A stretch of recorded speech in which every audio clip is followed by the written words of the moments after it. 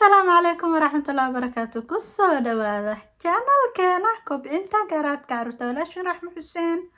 Maanta waxaan u hayaa video ku saabsan ciyaalka 5 jirka ah iyo wixii ka yar sida wax loo baraa. Dhowr marna waan ka soo hadlay laakiin hadda waxaa isdhaa walaalahay sir yar oo aniga aan sameeyo oo cunugeygana aad iyo aad maasha Allah ugu shaqeyso oo uu dhahaba goorma wax baranayna goorma aan cashir ka qaadanayna baa rabina in la share garay marka sida u ogtihiinba oo mar walba aan ka hadlo ciyaalka waxa weeye marka mar walba horta waxbarashada waxa la rabaa in cunugu uu faraxsan yahay cunugu carruurta marka age-kaas ay jiraan ay ka sii fiican waxa waa ku ciyaara la in wax loo geliyo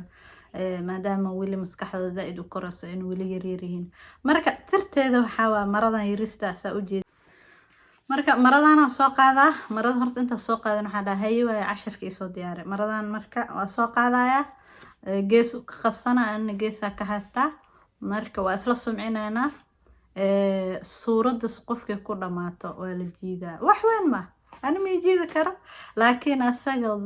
baas uu qoslaayo uu xisaabtamayo ma sha Allah marka ilmaha wax weyn naga marama laakiin taas waxay u soo kordhinaysaa inuu quraanka ay jeclaadaan oo suuradii aayada ay dhamaato suuradii aayada u dambayso qofka ay ku dhamaato maxaa marka meeshaas ka faa'iideynaa number 1 cunug horta waxbarasho jeclaado ilaa ana muku cadaadinayo fan oo haysta number 2 waxay kale ii faa'iideynaysaa in suurad kasta aayada ku dhamaato oo xifdiyo marmar wuxuu dhahay sug gadaal ku soo akhrisana suurad adiga kugu soo aaday ma shaqaro ku jiida